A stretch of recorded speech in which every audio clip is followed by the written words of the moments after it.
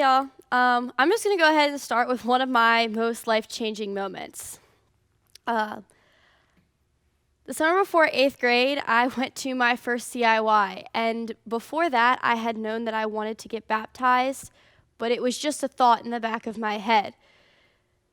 After going to this CIY, I felt something. I felt like someone was telling me, this is it. Like God was telling me, it's time for you to get baptized. And for a while, it didn't happen. My family and I were so worried about getting everyone there to see it.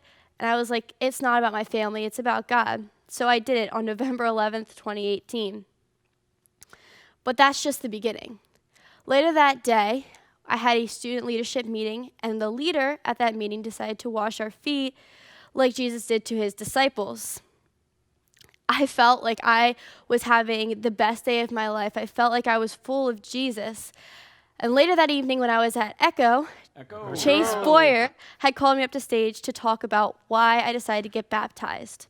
So I talked about my story and I talked about my past. But before I even did that, I was so nervous. But as I was talking, it didn't feel like the words that I was saying were mine. It felt like God was speaking through me.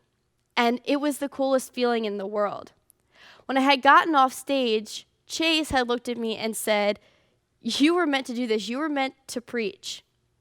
I was in complete shock. I was like, could a 13-year-old even do this?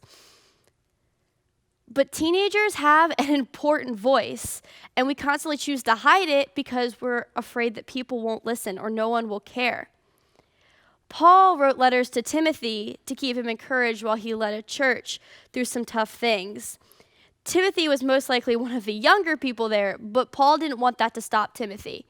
In 1 Timothy, Paul wrote, "Don't let anyone look down on you because you are young, but set an example for the believers in speech, in conduct, in love, in faith, and in purity." As young people, it's hard to set an example because we don't necessarily know what the right thing is. Timothy had Paul to help guide him and coach him. And my fellow young people, we have that too. We have our pastors and our small group leaders and our parents to help us. See, Timothy respected Paul and what he had to say. He trusted that what Paul was saying was going to help him and that would be right. And we have people to guide us and to give us advice and trust and respect. In the next verse, Paul tells Timothy to devote yourself in the scripture by preaching and teaching, and to not neglect your gift, the thing that God has given you. We're all born with different gifts. Some of us are better at talking to people or talking in front of people or singing or playing an instrument. And even now, maybe your thing is sewing masks for hospital workers.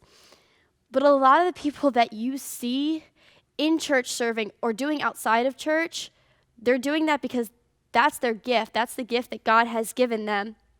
God gave me the strength of being able to spread his word in front of people. That doesn't mean that I don't get nervous about it. It just means that God is going to be there to help me. God gives us all strengths to help spread his love and his scripture. And the strength for Timothy came through the encouragement of Paul, like mine has come from Chase. We all need each other. Us younger people need older people to help coach and guide and encourage us. And us young people need to lean in to our calling if we're really going to reach the world of Christ. Adults, if you know that strength, great. Do it. And if you don't, get involved. Try first serves. Try different serving areas. Get in touch with people outside of church if that's what you want to do. Invest in us younger people. Help us to see what you see and know what you know and do what you do. Do what Chase did for me and tell us what you see in us. Students, odds are we don't know what our strengths are yet, or we don't know all of them. So get involved. Try things. Listen to the Pauls in your life and let God encourage you and lead you to the right thing. And dream big about how God might use you. I would have never imagined that God wanted me to speak or be a pastor, but now I'm dreaming big about how God has shaped me. I let God use me in the way he wants to, and I encourage you to do the same.